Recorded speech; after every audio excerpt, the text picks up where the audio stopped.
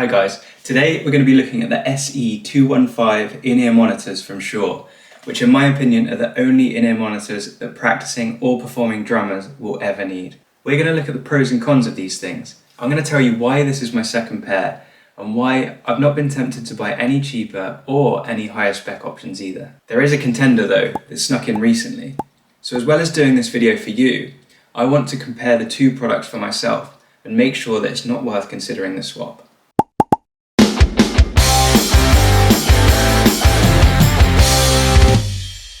Okay, I'll be honest, I've owned a pair of SE215s for over 10 years now.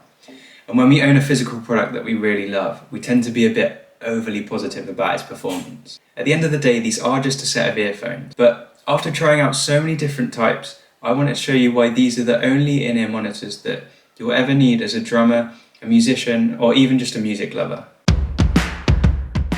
So the primary use for these things is for professional musicians to monitor their sound. But I use these for practicing and I use these for monitoring the sound of even this video. So in the box you get this nice carry case from SHURE, you've got a selection of silicone earbuds and a selection of foam earbuds. You also get this handy earwax removal tool, which I really need to use on mine, and then the actual in-ears, they come with the foam medium earbuds on them. And actually, I've not had to change these fit my ears nicely, so you might find the same. As you would expect, the earphones come with a 3.5mm jack, which fits most computers and phones nicely.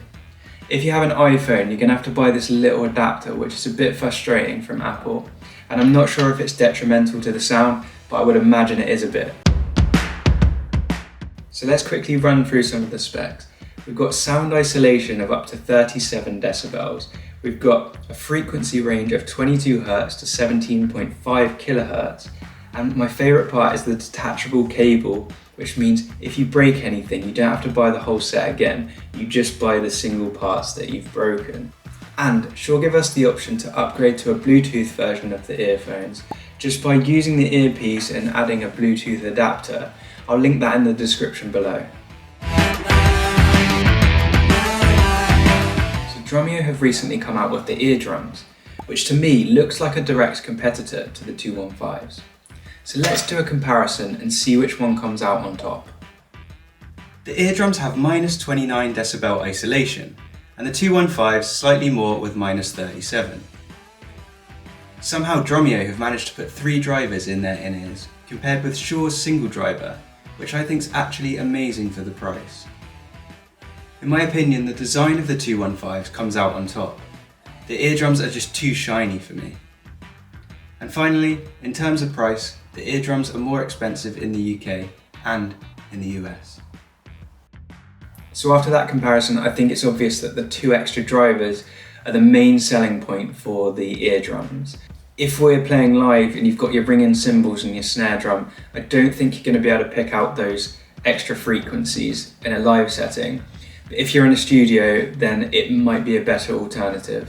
I also really like the way that these come in 3 different colors and the way that you can upgrade them to the Bluetooth model as well.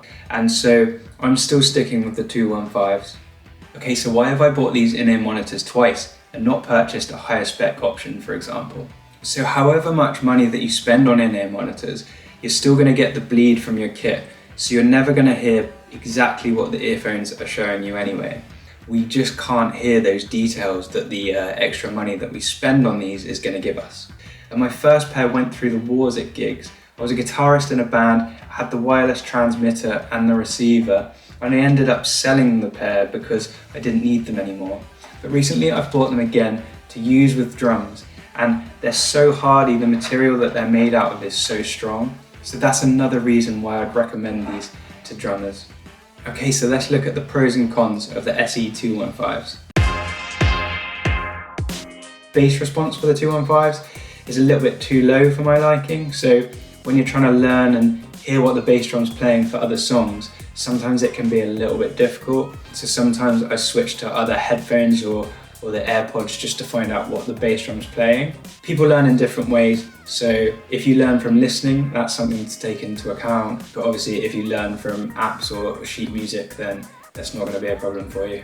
As the earpiece is removable from the cable, there's been a few instances where I've pulled it around the back of my ear and it's popped out of the cable and fallen on the floor. Usually it's quite strong, but there's some times when you put it around your ear and it just pops out, and that's been kind of frustrating for me. So I would say one of the cons is the length of the cable that they give you. This one's 64 inches, but sometimes if you've got a mixing desk or a phone that's a little bit further away from the kit, it can get a little bit too short.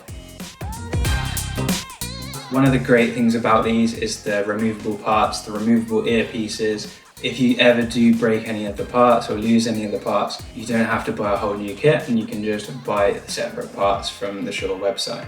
I think the ability to upgrade to the Bluetooth version is a massive advantage. These things are really good price when you compare them to other in-ear monitors.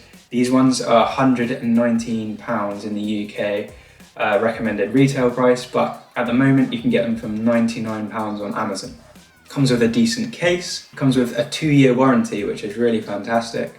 As I said before, it's really durable and well made. It's well worth the money in this respect. One thing I've noticed is they don't tangle up, which other headphones seem to just tangle like spaghetti.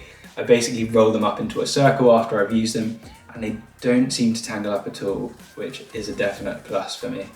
The most obvious plus is the noise isolation, and at minus 37 decibels, I think that's one of the best for the budget, and that's one of the reasons why I did buy the 215s. If you like this video, please hit subscribe, and I'll take that as a hint to make more videos drum related. I want to delve into some amazing products and equipment for drummers, and I want to look at the best ways to practice and learn as a drummer. Thanks for watching, see you in a bit.